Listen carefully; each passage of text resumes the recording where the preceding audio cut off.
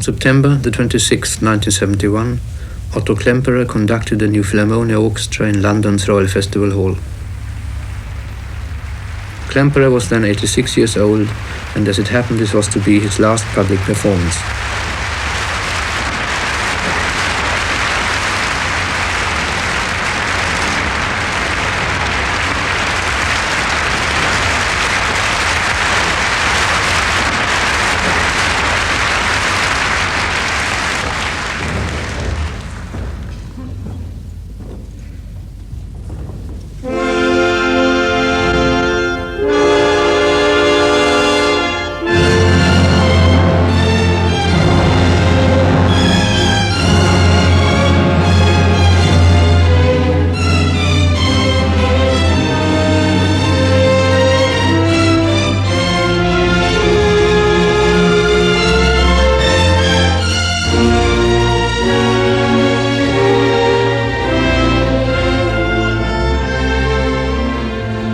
When I joined the orchestra and I was appointed in November '87, one of the most fascinating my early experiences was meeting Peter Hayworth, who wanted to come and look around the office to see if there were materials available for volume 2 of the Klemperer biography.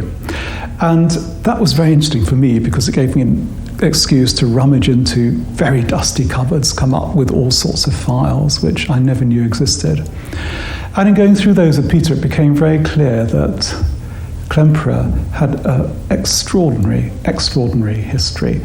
And his experiences in the late 20s and 1930s coloured every aspect of his personality. His time at the Kroll Opera is, of course, legendary. It's an indication of a conductor who was a great champion of the contemporary composers of the day.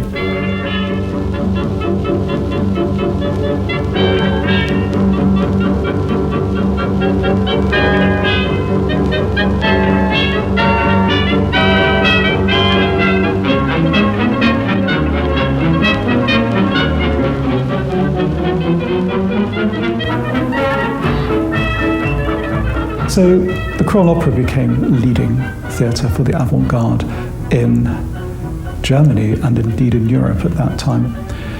Many, many years later, in the 90s, I would occasionally meet people who were on Klemperer's music staff in the 1930s or were in the orchestra, and it was very, very interesting to talk to them. Quite fascinating for me, because to them it was yesterday.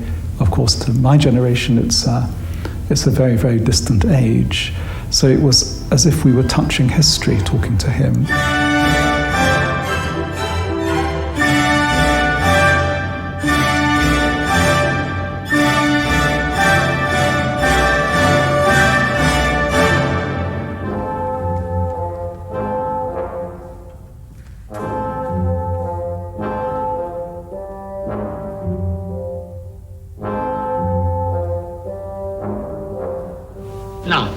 Und im Februar war der Reichstagsbrand.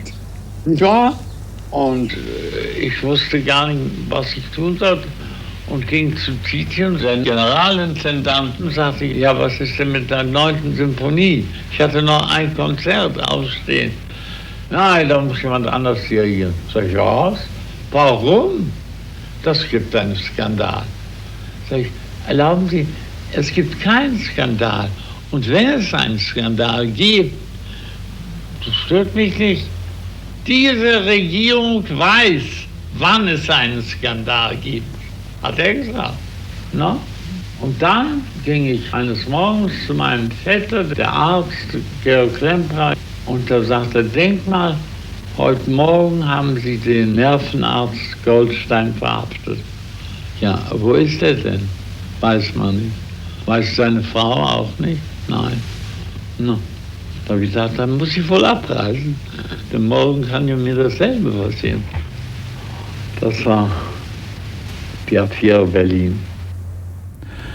Like many of his Jewish colleagues, he had to leave Germany. He went to Los Angeles, and there's some remarkable stories of his early days with the Los Angeles Philharmonic, how he came to be in that orchestra. The orchestra was actually a private enterprise run by an individual who was enormously rich, but who wanted to conduct an orchestra, so made his own orchestra.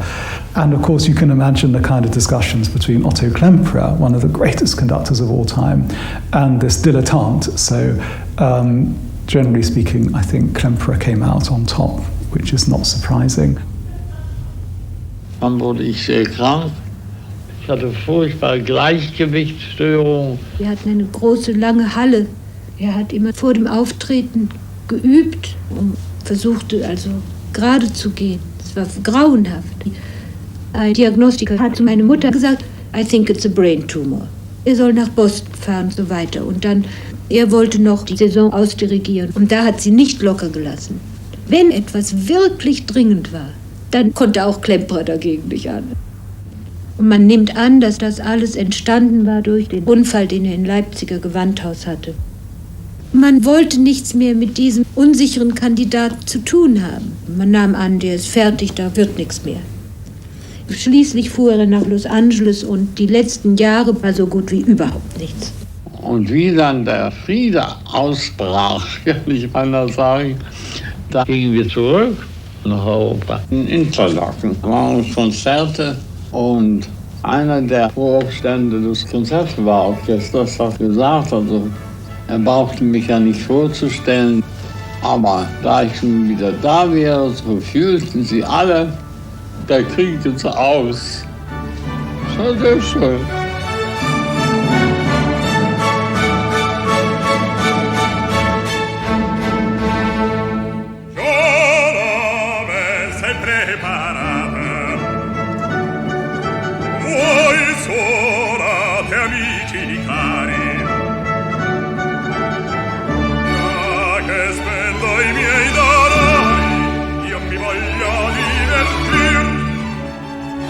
Porello presto in tavola, son prontissimo a servir, son prontissimo a servir. Ja, che spendo i miei denari, io mi voglio divertir. Voi suonate amici cari, già che spendo i miei denari, io mi voglio divertir, io mi voglio divertir. Dann waren wir in New York, wurde der Pass uns allen weggenommen.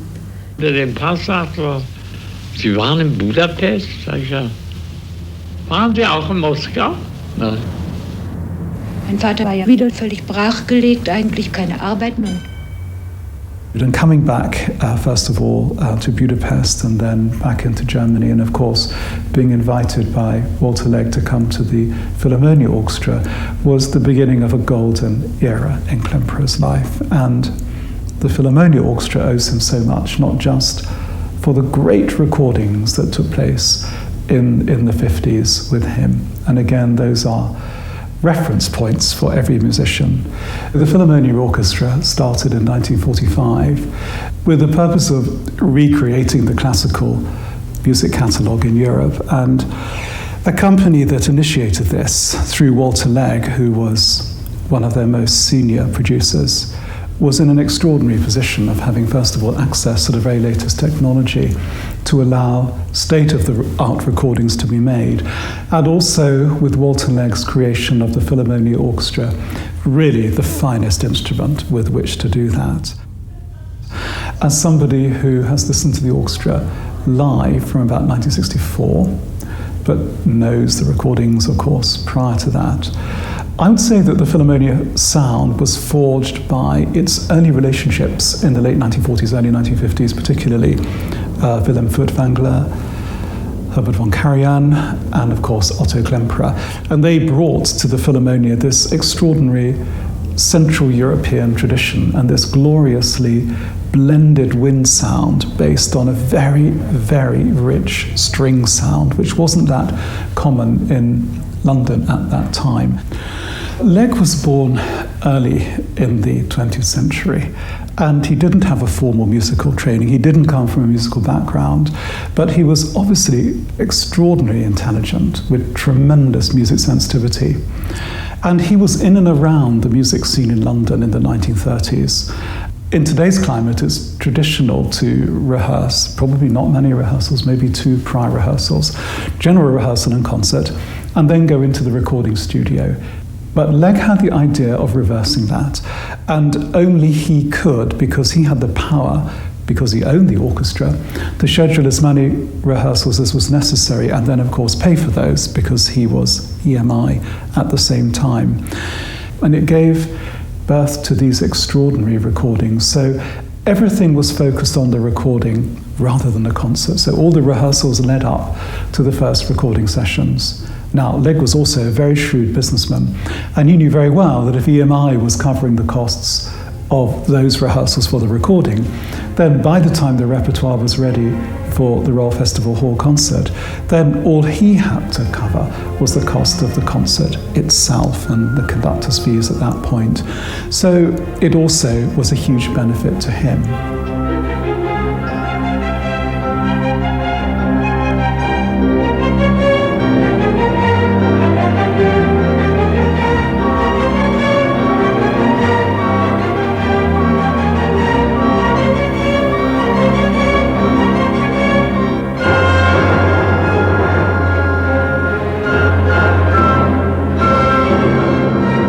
Well, Klemperer wasn't the kind of man to do anything by halves. So he had an extraordinary, complicated personality, a kind of manic depressive personality, we would probably say today. And that, of course, was a challenge for the orchestra. But an orchestra is about nothing if it's not about the quality of the conductors it works with. And this is as true today as it was back in the 50s and 60s. The musicians in the orchestra will forgive anything, provided the music making makes it worthwhile. And this was precisely the case.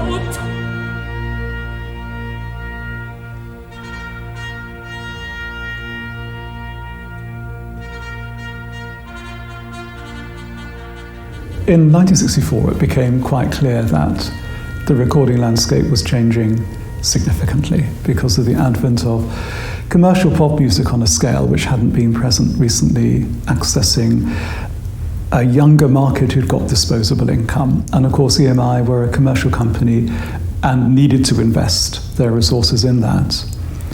And in the course of that year, the orchestra was disbanded effectively overnight. Now, we don't really know what happened. They took the opportunity to reform themselves as the New Philharmonia Orchestra.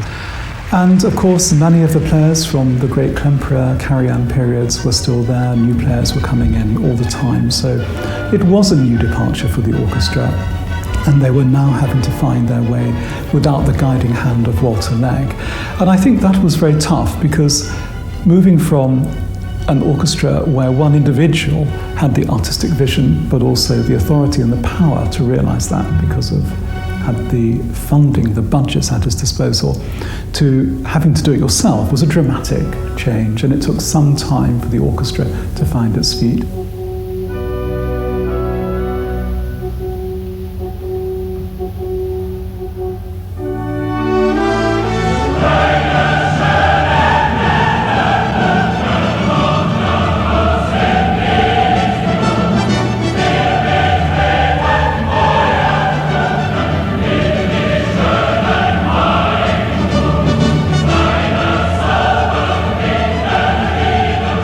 But also his loyalty to the orchestra when the orchestra had to reinvent itself as a self-governing orchestra. And it was incredibly important that the New Philharmonia, as it became, could maintain its association with him. Klemperer was a giant of a figure, huge personality, and would tower over any other individual who wished to lead the orchestra.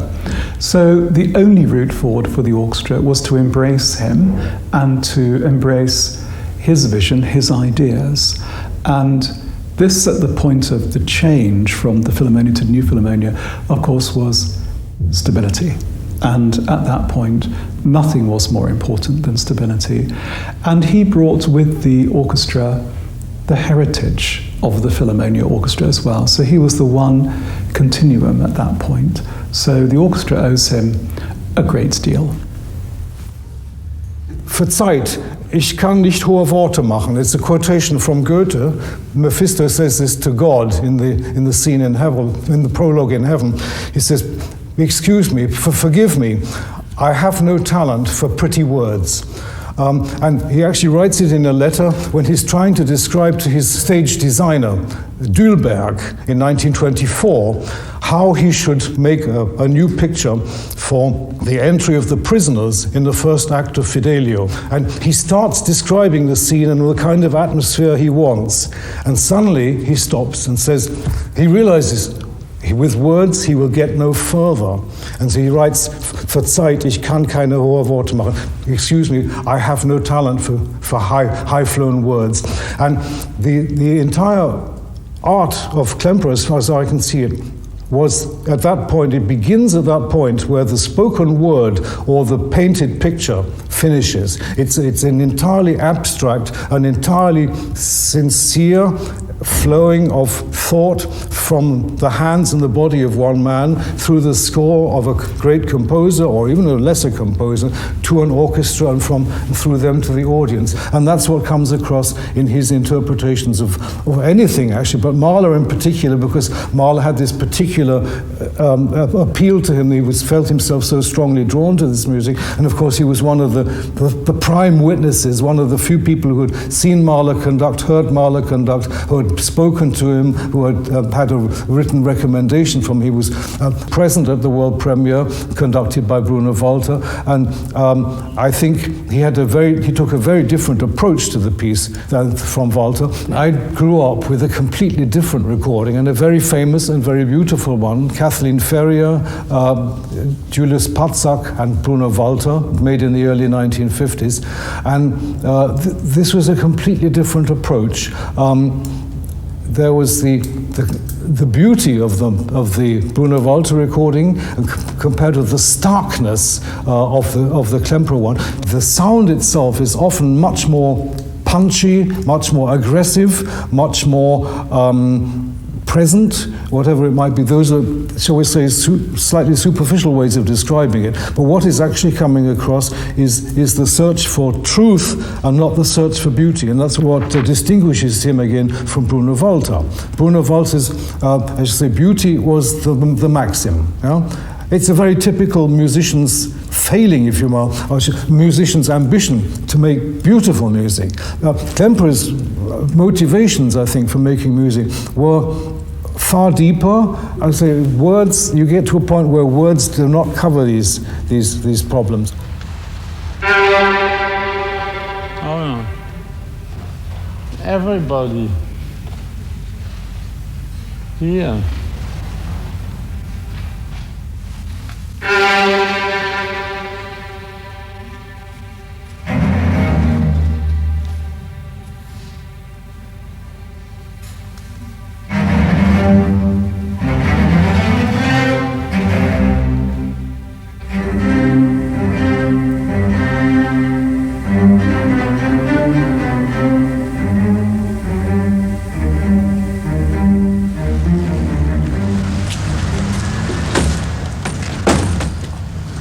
First rehearsal, September the 22nd, Hammersmith Town Hall, London.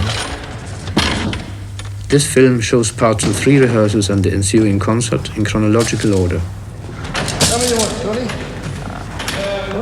It concentrates on the preparation and performance of the first movement of the Brahms Symphony.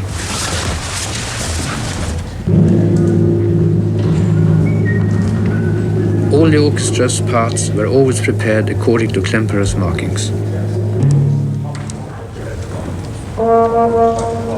Smoking, Dr. Klemperer? Oh, because I have 1 tin of tobacco left.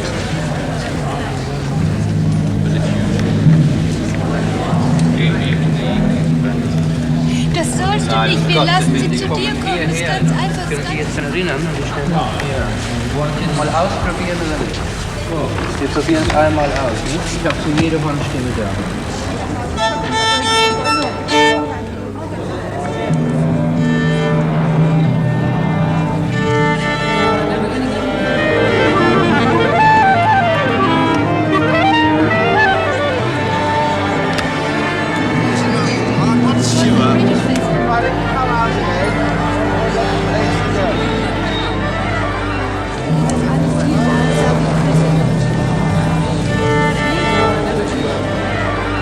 Good morning, gentlemen.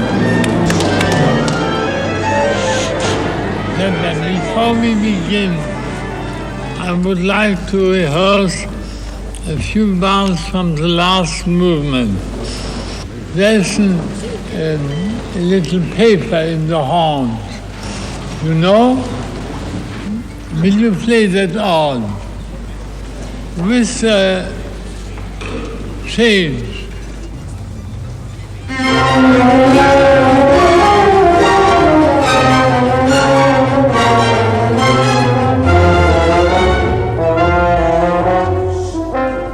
Original.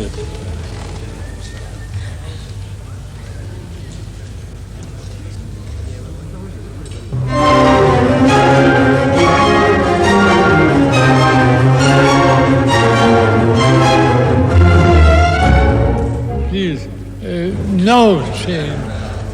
Take away the paper.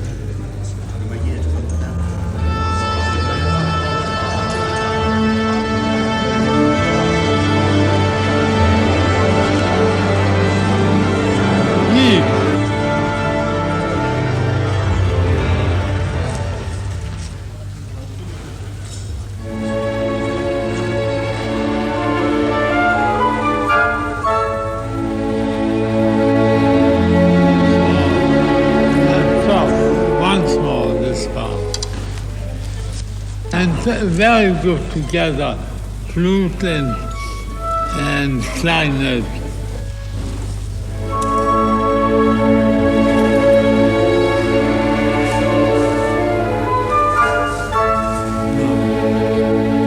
It's always the same, you know, the old moment. One,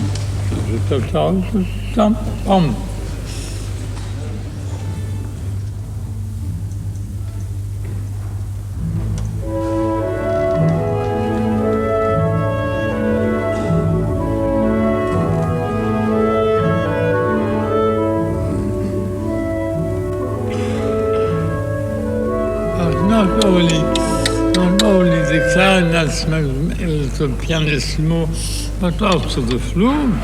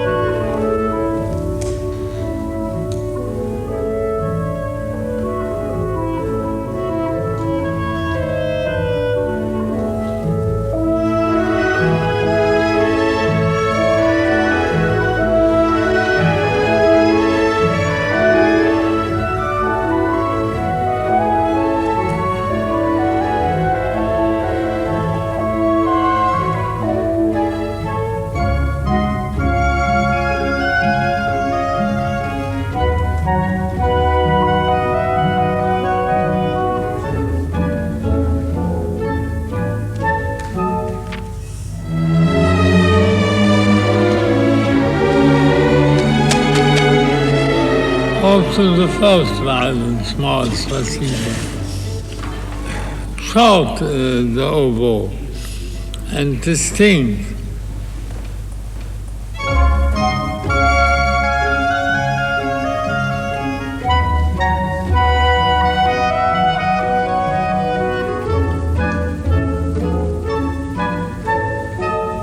There in this bar is diminuendo. You must do it. See.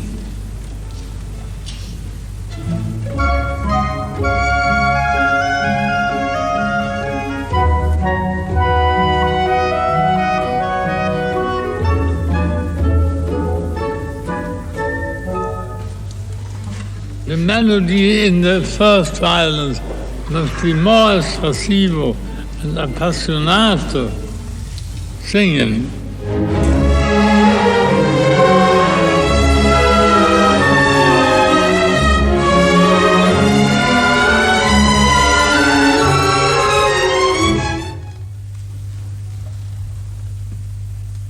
A little louder in the second tone.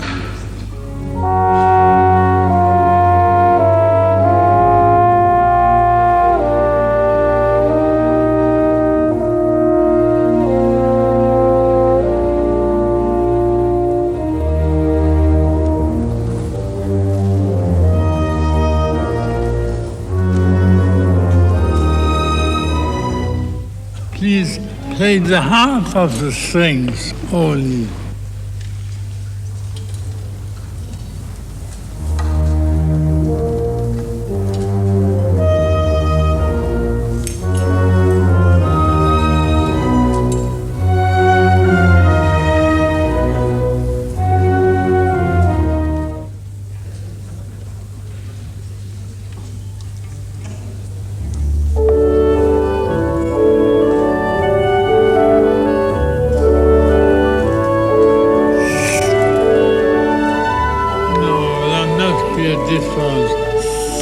Between piano and pianissimo. Adesso io il pianissimo.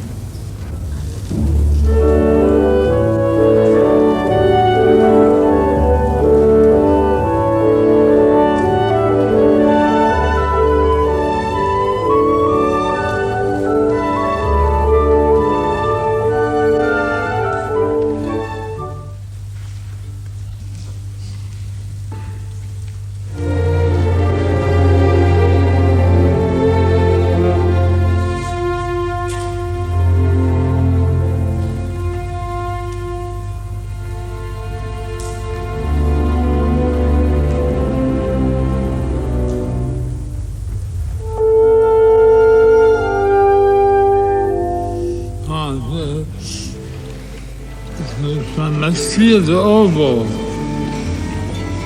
The horn feels softer.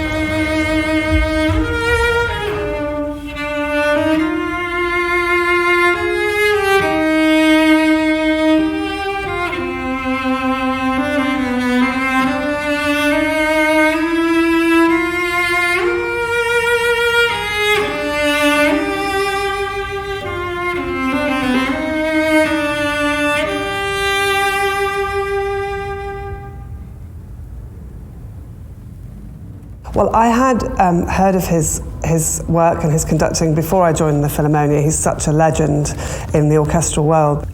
He was very well loved and a huge personality. They could feel his presence before he'd even come in the room. And everybody, I noticed when I was watching the recordings, it's very quiet as well. There's total respect for him. So to me, he seems to be quite understated, full of passion, totally, and totally committed to the music, but quite understated, and often using his left hand for balancing the music and bringing out lines that he wants to hear. And he doesn't point at anyone particularly. He's all gesture and calm, inclusive kind of way of conducting. I wasn't expecting to see that, I thought he would be more kind of scary to work with, but he didn't seem like that at all when I watched the recording of him.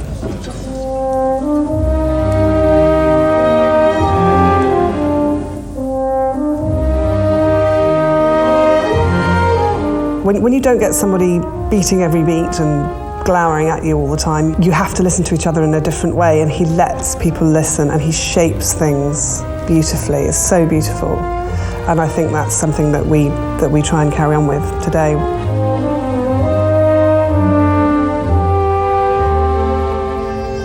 Obviously the players were handpicked, very starry players at the time. It's a big sound, it's a big warm sound, which again we try and emulate. He's always asking for it to be expressive and to give small notes, time, just everything to be filled out, and always very, very expressive. So I think that certainly in the lush string sound that we have, and well, all the orchestra, it's never brash, it's always round, and I think that probably stems from him.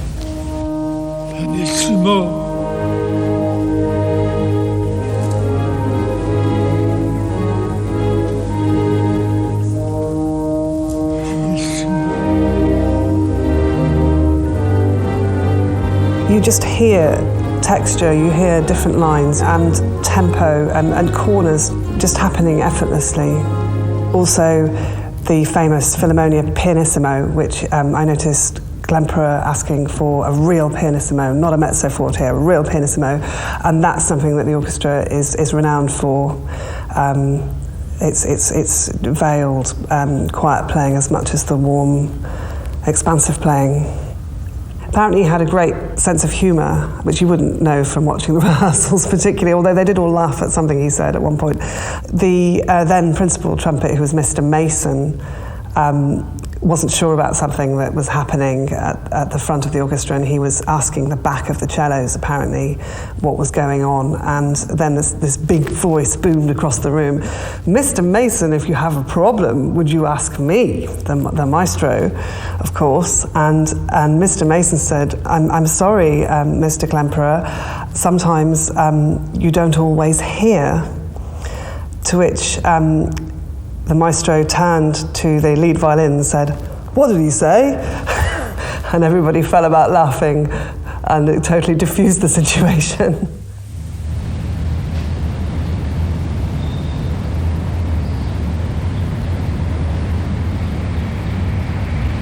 Second rehearsal, September 24th, Royal Festival Hall. Klemperer reminded the orchestra not to wear the habitual evening dress at the concert, a tradition he considered archaic and had broken with earlier in the year. Can I give you your first reminder and tell those who don't know that the dress on Sunday evening is dark suits, just so that it gets in the system. Short black for the ladies, dark suits. Now can we see if we've got an orchestra, then I can get the old man in. Shh. Good morning. Thank you.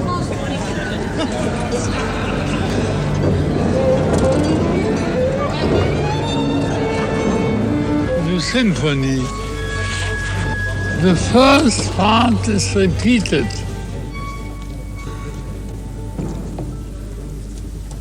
Please.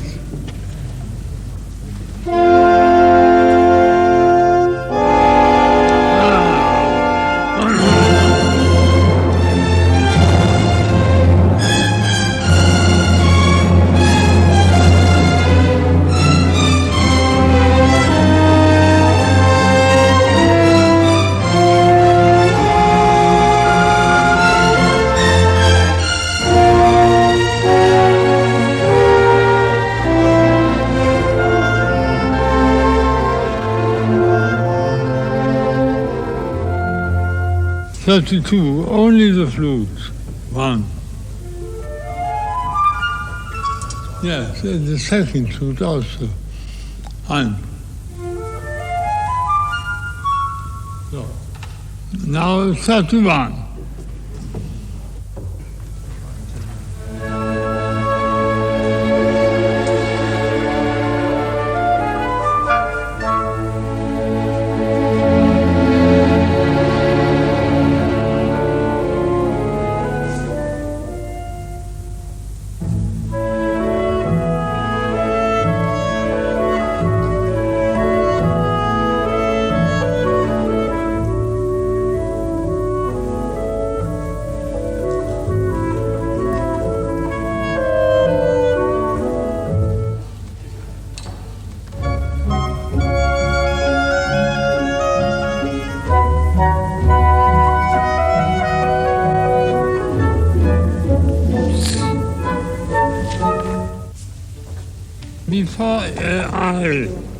First violinist, more spasibo.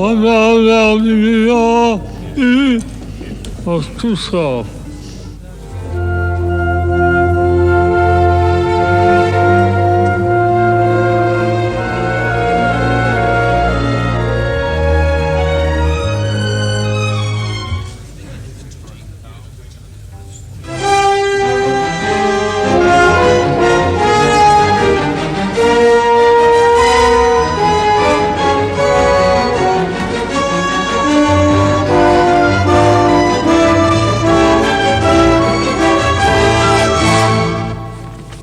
Now we go on. Time enough.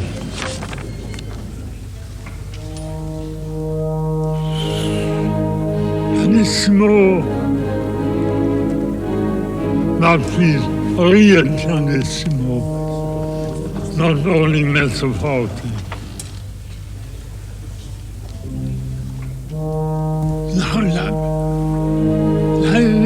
pianissimo.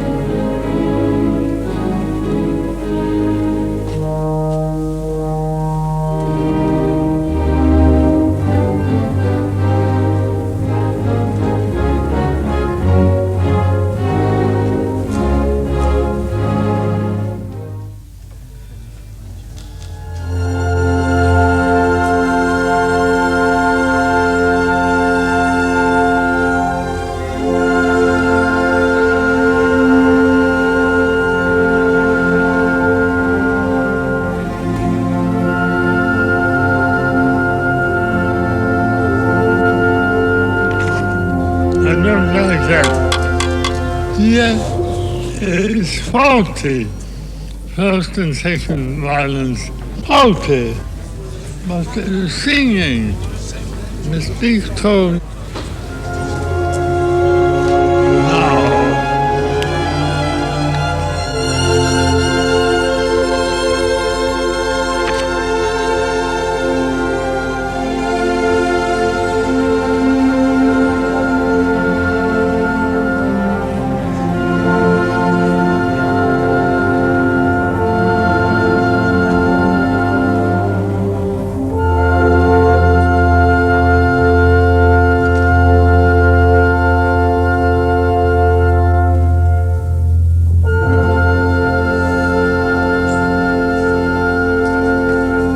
Interval.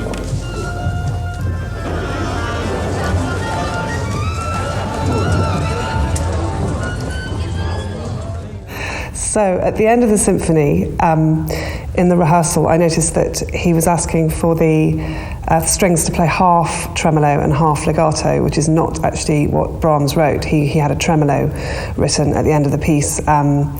And I'll play it for you now. I think it sounds great, the way he suggests. And interestingly, in the cello part here, we've got that marked, which may actually be from Klemperer's time. I don't know, but we actually have that marked in our part as well. Here we go.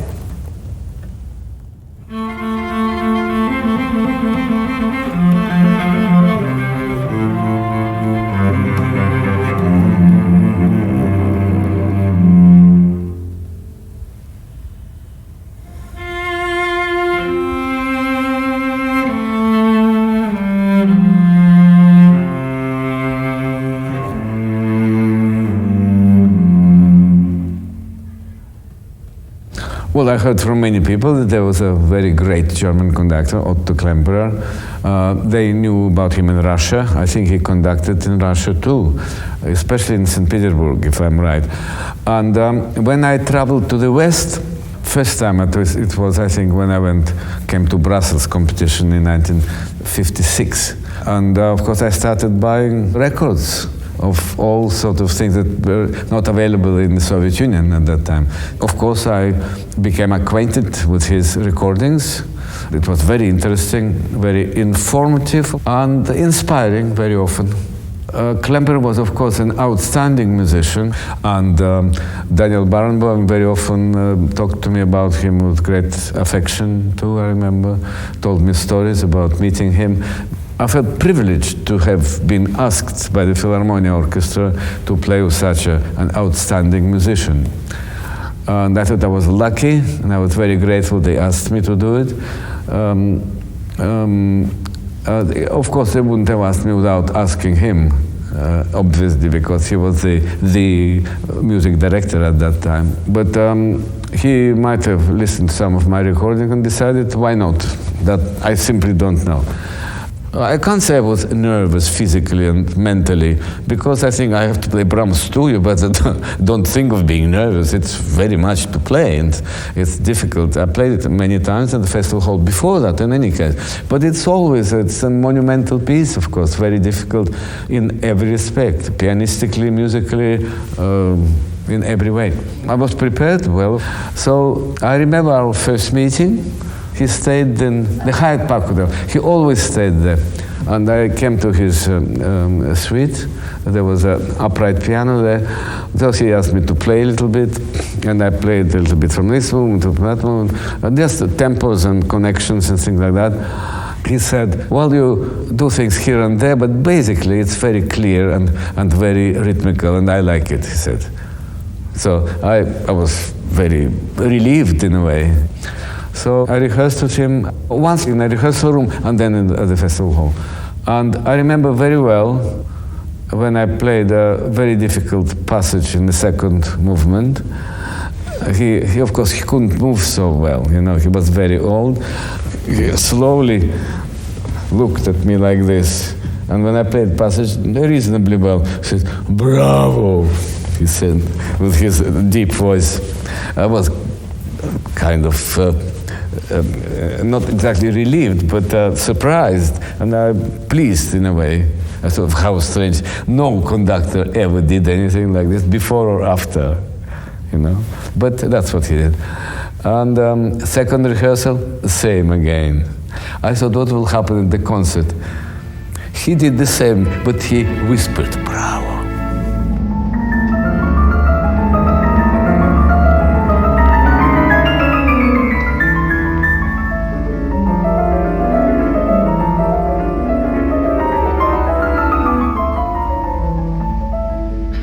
And I enjoyed playing it with him very much. It was inspiring. I remember very well that when we rehearsed and I played the second movement, I started in my tempo, already slower. And actually the concert was also sort of like this. And the review was very good. Reviews, actually, several reviews were very good, very positive. And one of them noticed that Mr. Ashkenazi tried occasionally to get into his own tempo, but Dr. Klemperer didn't respond to that.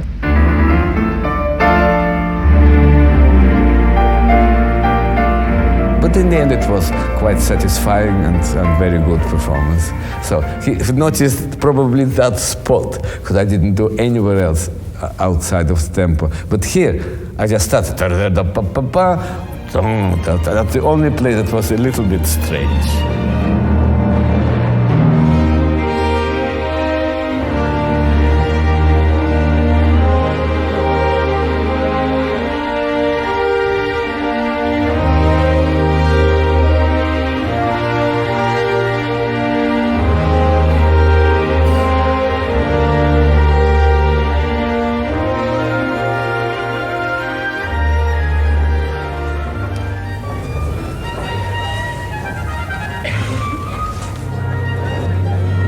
Dress rehearsal September the 25th.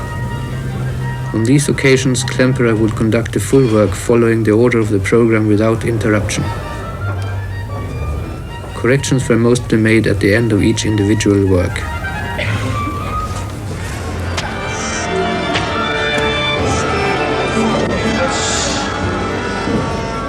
Good morning, gentlemen.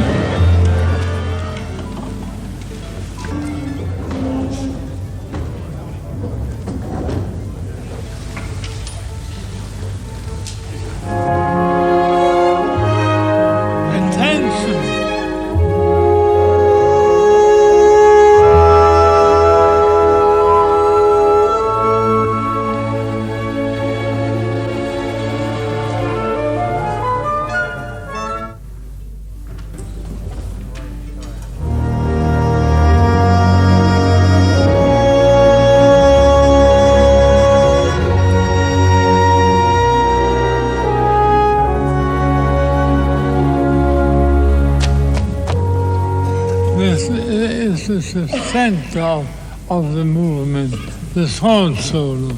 It's very important. We must get more expression.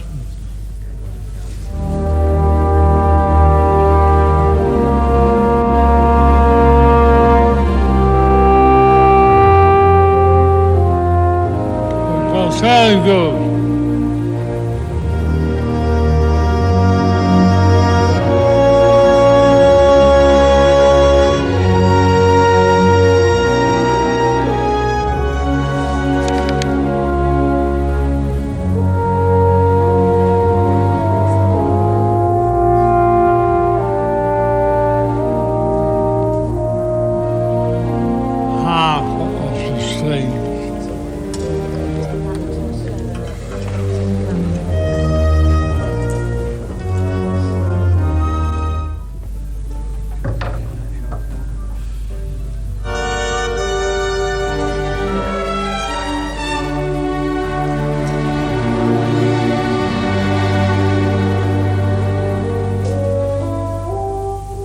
The violins were not together.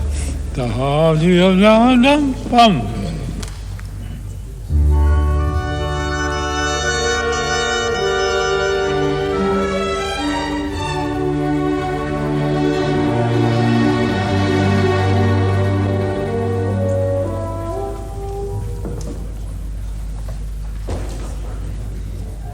One bar before keys, and distinctly the trombones.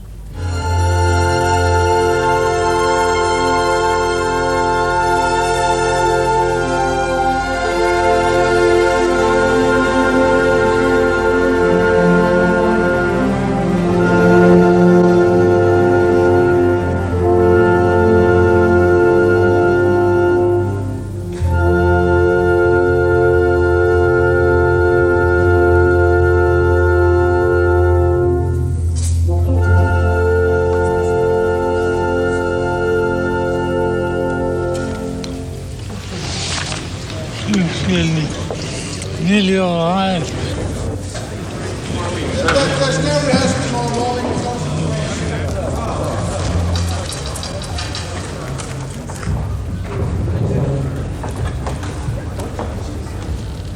I'd experienced Klemperer from the public when he came back.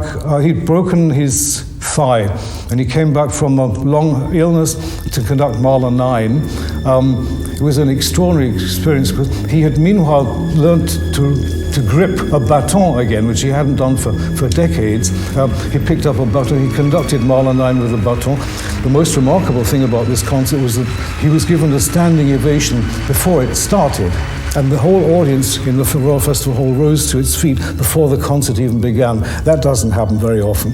That was the first time I saw him conduct, and it was absolutely spellbinding. Then I went to see some rehearsals of Mahler 2, very late in Klemperer's career. That must have been in the spring of 1971, I guess. Fascinating.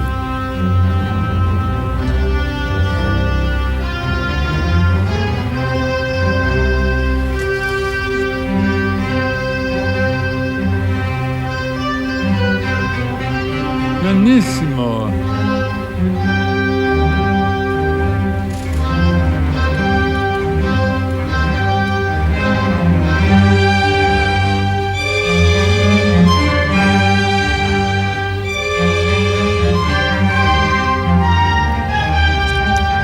And his great gift was this ability for very, very long lines. Sometimes you say there was one line from the first note of a concert to the last note, but he thought in immensely long lines. And even if the notes individually are separated, the phrase as a whole was always there. It was the same with his slow tempi in Mozart, by the way, that you say it sounds slow if you compare it with many of the other conductors of the Da Ponte operas, for instance. But suddenly you're hearing notes in the inner voices and energy coming out of these notes that are completely slurred over in faster performances. So in fact, it doesn't sound any slower in the end.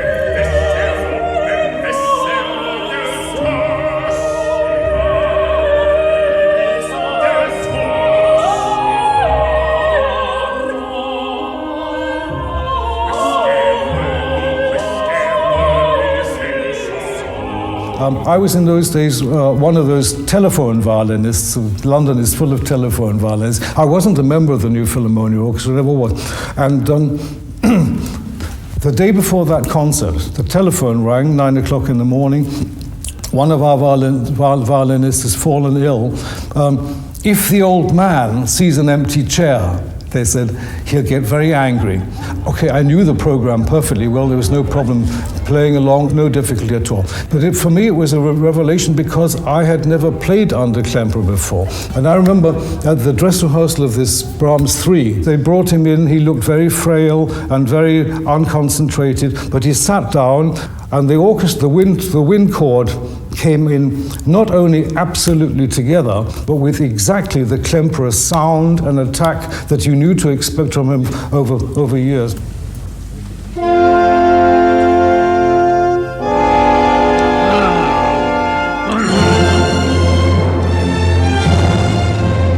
He stopped only once in the slow movement. It begins with a quartet with 2 clarinets and 2 bassoons in harmony. And the first clarinet has the main theme. And he let it play for a while, and he suddenly stopped. He turned to Jack McCaw, the principal clarinetist, and just said, "A little more." And that, a little more, Jack, the first clarinet line to be a little bit transcended above the harmony, and it just transformed the entire beginning of the movement from nice playing to Klemperer playing, just that a little more. Okay, there were several lifelines. He had marked up the orchestral parts, or he'd had them marked up with every detail, all the bowings and dynamic markings and so on. There was a guide, so we knew roughly what he wanted before it started. Then, of course, we were playing in an ensemble that had been playing with Klemperer for, nearly 25 years. And they knew him, and even if he just did this, they knew what he wanted. But nevertheless, to me, and I came to him completely new, there was this incredible power, extrasensory, whatever you might call it, telling me, don't play it this way, play it that way. No words, as I say, no words. He didn't use words. He scarcely spoke at rehearsals in those days. He was very, very sparing with speech. And as I say, his physical movements, as you look at them, could scarcely be interpreted as a beat or as a dynamic. But there was something.